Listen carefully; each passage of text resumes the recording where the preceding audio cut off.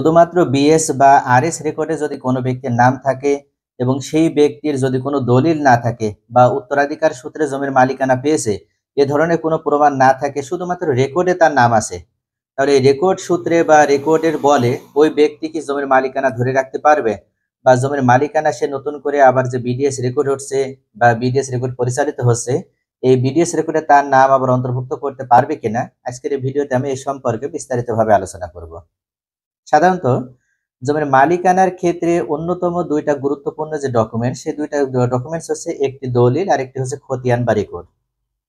যারা ওয়ারিশান সূত্রে জমির মালিকানা পেয়ে থাকে তাদের কাছে সাধারণত দলিল থাকে না, শুধুমাত্র উত্তরাধিকার সূত্রে জমির মালিকানা পেয়েছে এমত অবস্থায় সিএস থেকে এসে, এসে থেকে আরএস বা বিআরএস বা বিএস যেটাই বলি আমরা,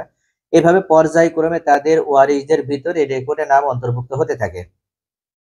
আর যদি কোনো ব্যক্তি কোরাই সূত্রে জমির মালিকানা পেয়ে থাকে তাহলে অবশ্যই তার একটি শক্ত দলিল বা সঠিক একটি দলিল তার কাছে থাকতে হবে। এক্ষেত্রে অনেক সময় দেখা যায় যে কোনো ব্যক্তির নাম যদি রেকর্ডে অন্তর্ভুক্ত হয়ে যায় সেক্ষেত্রে জমির প্রকৃত মালিক যিনি বা জমির প্রকৃত মালিক যারা, তাদের নাম সেখানে না উঠে অন্য কোনো ব্যক্তির নামে ভুল ক্রমে রেকর্ড পরিচালিত হয়ে যায় বা রেকর্ডে নাম উঠে যায়। এমন যদি হয়ে থাকে তাহলে এর মানে এই নয় যে ওই ব্যক্তি জমির মালিক হয়ে গেল।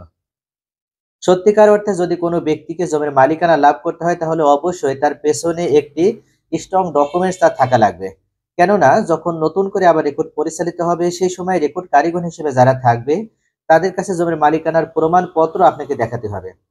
শুধুমাত্র রেকর্ডে আপনার নাম উঠে গিয়েছে এভাবে কখনো চাইলেও একজন ব্যক্তি কিন্তু জমির মালিকানা প্রমাণ করতে পারবে না বা জমির মালিক সে কিন্তু চিরস্থায়ীভাবে লাভ করতে পারবে না। তবে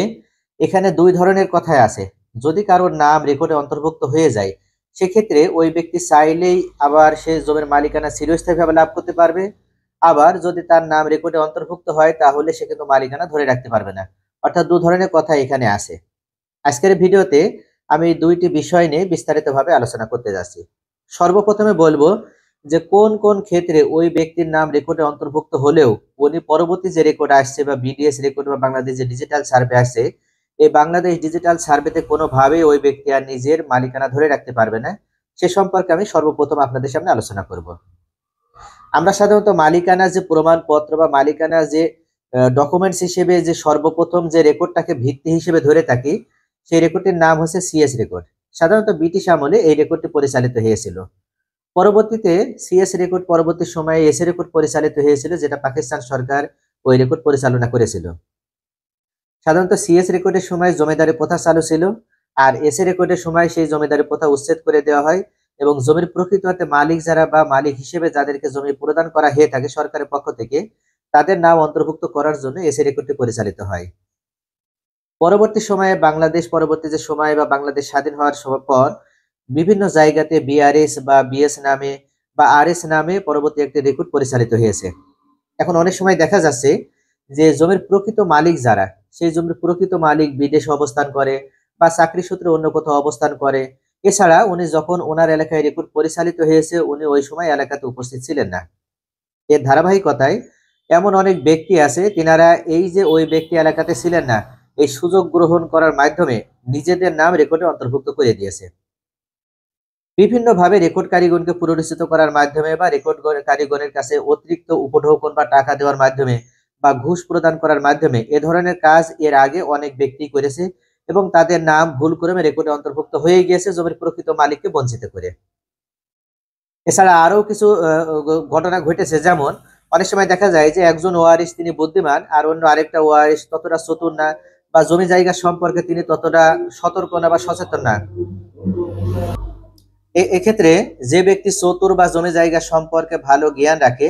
পরিবারের সবাই মিলে তাকে দায়িত্ব দিয়েছিল যে আমাদের জমি সবার প্রতি বা সবার নামে নামে রেকর্ডভুক্ত করে দেবে।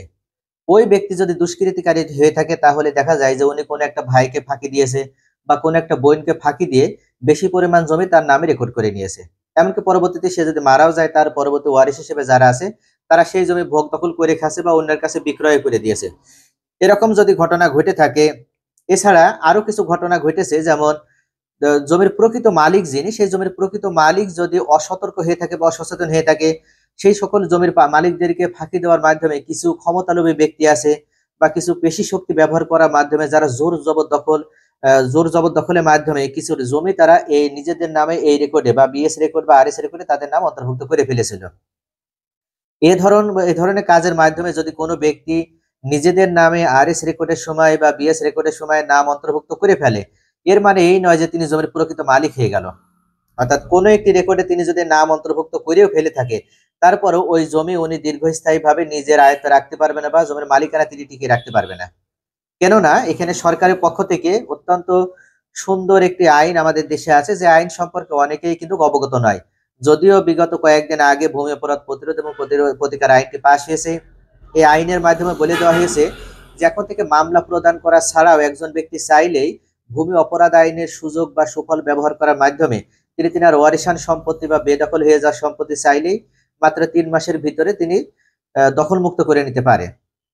তবে যদি এখনো বিধিমালা প্রকাশ হয়নি, বিধিমালা প্রকাশ হয়ে গেলেই বাংলাদেশের প্রত্যেকটি নাগরিক এই সুবিধা তারা গ্রহণ করতে পারবে।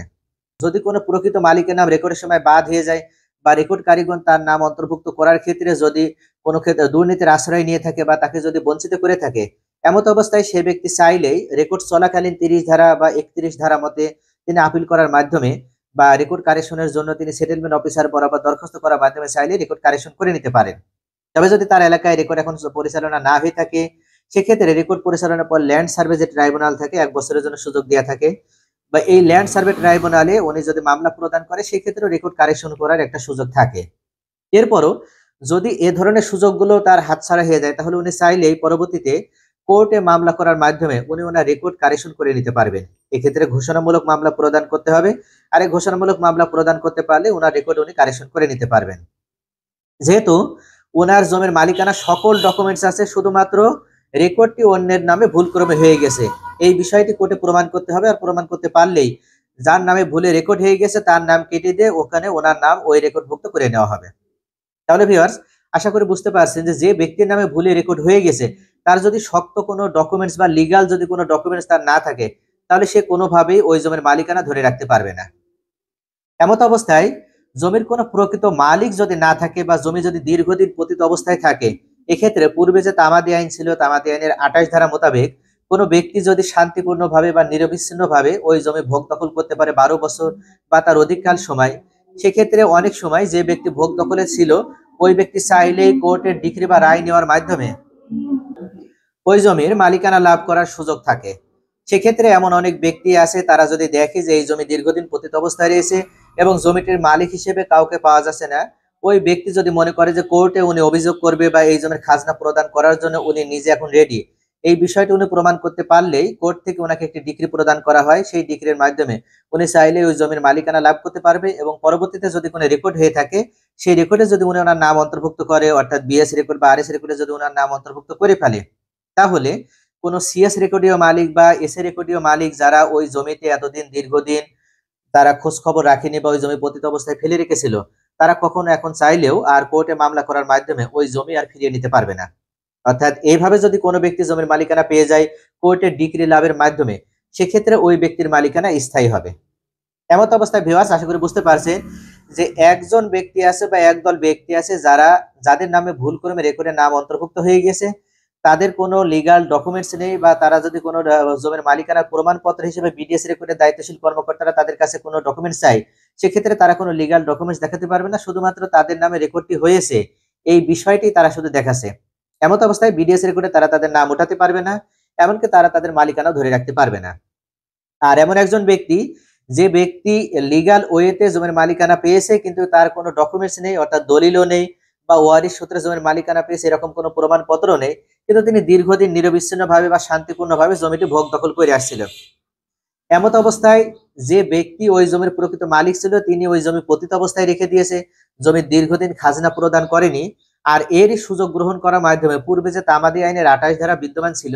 ওই 28 ধারা অনুযায়ী ওই ব্যক্তি কোর্টে মামলা করার মাধ্যমে একটি ডিক্রি গ্রহণ করার মাধ্যমে ওই জমির মালিকানা লাভ করেছিল এবং পরবর্তীতে নিজের নামে নামজারি করে তিনি খাজনা প্রদান করে। এরই ধারাবাহিকতায় উনি কোর্টের ডিগ্রির মাধ্যমে বা এই যে কোর্ট থেকে যে রায় পেয়েছে, এই রায়ের কপি দ্বারা যদি উনি বিএস রেকর্ড বা আরএস রেকর্ডে নিজের নাম অন্তর্ভুক্ত করে ফেলে, সেক্ষেত্রে জমির প্রকৃত মালিক যারা সিএস রেকর্ডে যারা মালিক ছিল তাদের কোনো ওয়ারিশ হিসেবে যদি এখন কেউ উন্থিত হয়ে থাকে এবং তারা যদি মনে করে যে সিএস রেকর্ডে আমার দাদা মালিক ছিল বা আমার বাবা মালিক ছিল এসএ রেকর্ডে, আমরা এখন চাইলে এই জমি হয়তো ফিরিয়ে নিতে পারবো। আসলে এই ধরনের জমি কোনোভাবে আপনারা চাইলে এখন ফিরিয়ে নিতে পারবেন না। তাহলে এখানে ২ ধরনের কথাই এখানে কিন্তু যুক্তিসঙ্গত, অর্থাৎ শুধুমাত্র খতিয়ানের নাম থাকলেও মালিক হওয়া যাবে, আবার খতিয়ানে বা রেকর্ডে নাম থাকলে মালিক হওয়া যাবে না। আশা করি ভিউয়ার্স ভিডিওটি সম্পূর্ণ প্রথম থেকে শেষ পর্যন্ত দেখার মাধ্যমে আপনারা ভিডিওতে যে বিষয়টি বোঝানোর চেষ্টা করা হয়েছে সেই বিষয়টি বোঝার চেষ্টা করবেন। আর যদি বুঝতে না পারেন সেক্ষেত্রে আমাদের ডেসক্রিপশনে হোয়াটসঅ্যাপ নাম্বার দেওয়া আছে, আপনারা চাইলে পৃথিবীর যে কোনো প্রান্ত থেকে এই হোয়াটসঅ্যাপ নাম্বারে মেসেজ পাঠানোর মাধ্যমে আমাদের থেকে সেবা গ্রহণ করতে পারবেন।